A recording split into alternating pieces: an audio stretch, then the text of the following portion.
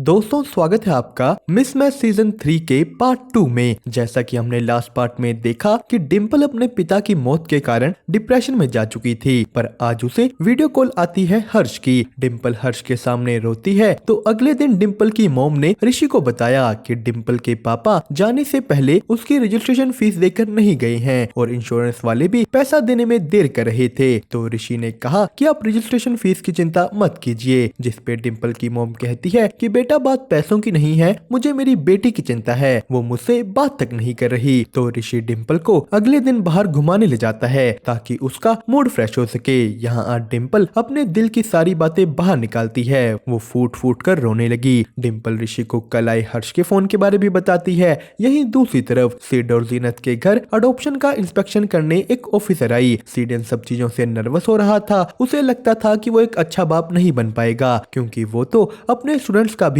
अच्छी तरह ख्याल नहीं रख पा रहा। दरअसल सिड ने कुछ टाइम पहले डिम्पल को डांट दिया था क्योंकि वो टेक्नोवेट पर जाने से मना कर रही थी और ये सुनकर सिड को गुस्सा आ गया, जिस पे जीनत सिड को समझाती है कि आपने उसे उसकी भलाई के लिए ही डांटा। तो तभी डिम्पल को एक बच्चे को अपनी माँ से बात करते देख एक ऐप का आइडिया आया। डिम्पल फिर से नॉर्मल होकर इस ऐप पर काम करने लगी। वो ऋषि के साथ भी घूमना शुरू कर देती है, पर इधर से रित एनएनआईटी में घुसकर बैटर वर्स में जा एक लड़का बनकर फुटबॉल खेल रहा है। वो ये करके बहुत खुश हुआ। वो सलीना को बताता है कि मैं जेंडर चेंज की सर्जरी कराना चाहता हूँ, जिसके लिए मुझे बहुत सारा पैसा और एक अच्छा डॉक्टर चाहिए, जिसपे सलीना ने उसे मिलवाया क्रिस से। सलीना कहती है कि क्या तुम अपने फैमिली कनेक्शन से एक अच्छा डॉक्टर और डिस्काउंट दिला सकते हो। क्रिस ने कहा हाँ ठीक है, तुम टेंशन मत लो, सब फ्री में हो जाएगा, जिसपे पीछे से रित बोला आई लव यू सलीना। अब ये सुनकर क्रिस चिढ़ जाता है कि सलीना ने उसे छोड़कर रित को चूज किया, जो ना रित है ना रितिका।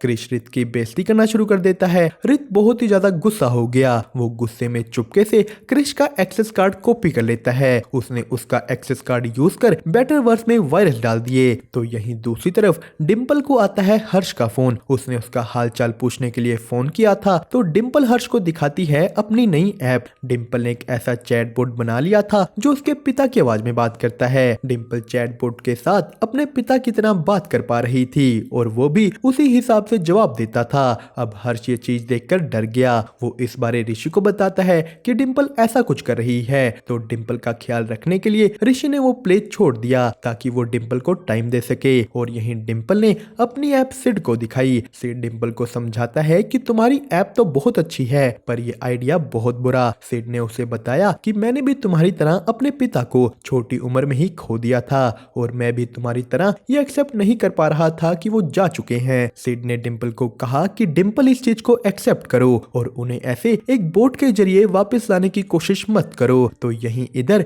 ऋषि डिम्पल की मॉम को हैदराबाद ले आया था ताकि डिम्पल को थोड़ा और सपोर्ट मिले। डिम्पल की मॉम भी उसे समझाती है कि बेटा तुम्हारे पापा की कमी कोई कंप्यूटर पूरी नहीं कर सकता। डिम्पल की मॉम यहाँ आ कहती है कि डिम्पल और ऋषि तुम दोनों शादी कर लो और अगर शादी नहीं तो कम से कम सगाई ही कर लो। ऋषि और डिम्पल की सगाई का दिन आ जाता है। सबसे पहले जा ऋषि ने डिम्पल का मेकअप ठीक किया। तो इधर मुलाकात होती है सलीना और नम्रता की। उनके बीच भी सब कुछ ऑकवर्ड था और तभी डिम्पल को एक मेल आता है कि उसकी रजिस्ट्रेशन फीस भर दी गई है। डिम्पल ने जा ऋषि से इसके बारे पूछा। ऋषि कहता है नहीं, मैंने ये फीस नहीं भरी और अगर फीस भर दी गई है तो ये तो बहुत अच्छी बात है। पर दूसरी तरफ क्रिश ने बेटर वर्स में कुछ प्रॉब्लम नोटिस की। वो देखता है कि बेटर वर्स का लास्ट एक्सेस उसी का था, पर उसने तो ये किया ही नहीं। क्रिश समझ जाता है कि पक्का उस रित ने बदला लेने के लिए ये किया होगा। क्रिश ने कॉल करके ये सलीना को बताया कि तुम्हारे गर्लफ्रेंड या बॉयफ्रेंड ने बेटर वर्स को हैक कर लिया है, पर सलीना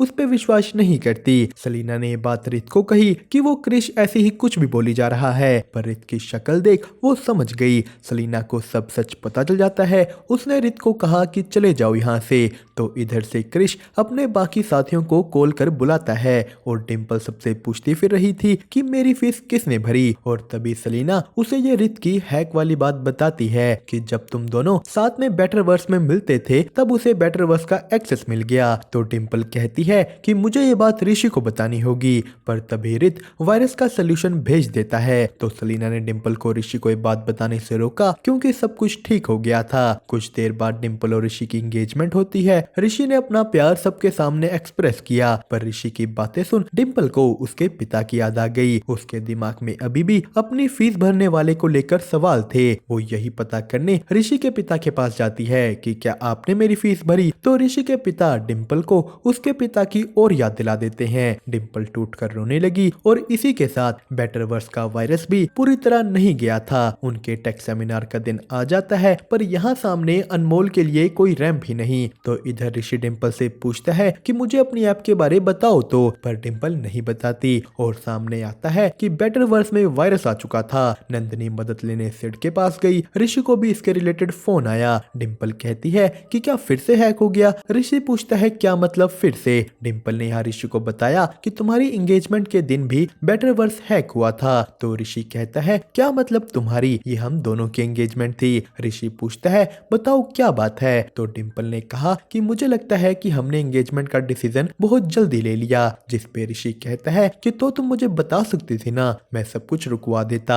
ऋषि गुस्सा हो जाता है कि डिम्पल तुम मुझे कभी कुछ नहीं बताती। ऋषि वहां से चला गया तो पीछे से डिम्पल को पता लगा कि उसकी फीस किसने भरी थी। सीन शिफ्ट होता है बेटरवर्स की टीम पर। सिड ने यहाँ मदद के लिए डिम्पल को भी बुलाया। डिम्पल सीधा रित को फोन करती है कि इसका सोल्यूशन बताओ। डिम्पल अंदर जा सोल्यूशन बताती है कि हमें बेटरवर्स के हर एक वर्ल्ड में जाकर एक ऐसी चीज ढूंढनी होगी जिसमें वायरस सबसे ज्यादा है और उसी को डिलीट करना होगा। वो और ऋषि हर एक वर्ल्ड के अंदर जाते हैं। उन्होंने एक एक कर सभी वायरस वाले ऑब्जेक्ट्स को डिलीट किया और यही बेटरवर्स के लॉन्च का टाइम भी हो चुका था। एक तरफ नंदिनी से लॉन्च करती है और एक तरफ ऋषि और डिम्पल ही से सही। सब कुछ एकदम सही रहा और तभी डिम्पल बिया नंदिनी को उसकी रजिस्ट्रेशन फीस भरने के लिए थैंक यू कहती है।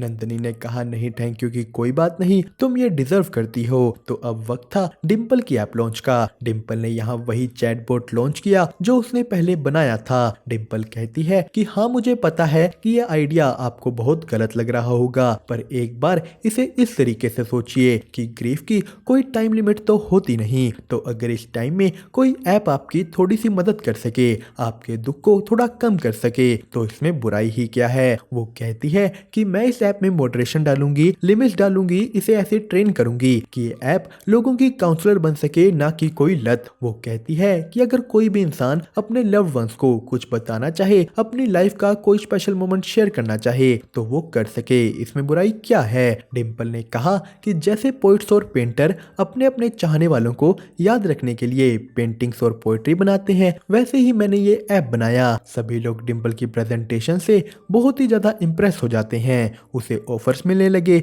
पर तभी कुछ देर बाद वायरस और रित के बारे नंदिनी को पता लग जाता है। उसने कहा कि मैं अभी के अभी पुलिस को फोन करूंगी। तो ऋषि ने आकर कहा कि नहीं मैम, इसमें सबसे बड़ी गलती मेरी है। मेरी ही लापरवाही से बेटरवर्स की सिक्योरिटी वीक हुई, तो जो सजा देनी है आप मुझे दीजिए। अब ये सुनकर नंदिनी चौंक गई।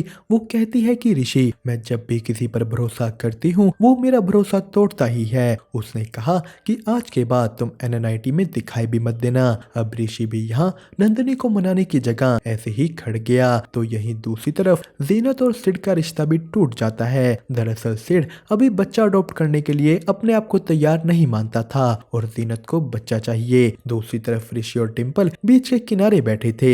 ऋषि कहता है कि मुझे समझ आ गया है कि मैं इस टेक्नोलॉजी वाली दुनिया के लिए बना ही नहीं, मैं वही बॉलीवुड के फिल्म में प्यार वाला बंदा हूँ। मैं फिर से बस अपनी एनिमेशन पर ध्यान दूंगा। ऋषि यहाँ अपनी रिंग उतार कर डिम्पल को दे देता है। उसने ऐसा इसलिए किया क्योंकि डिम्पल खुद को एंगेजमेंट के लिए तैयार नहीं मानती। डिम्पल भी अपनी रिंग वापस करती है। उसने कहा इसे संभाल कर रखना। दोस्तों इसी के साथ ऋषि कहता है गुड बाय फ्यूचर वाइफ। तो आप लोगों को भी गुड बाय, क्योंकि सीजन 3 हुआ यहीं पर खत्म। आपको इसकी एक्सप्लेनेशन कैसी लगी हमें कमेंट करके जरूर बताइए। साथ ही साथ वीडियो को लाइक और चैनल को सब्सक्राइब करना मत भूलना।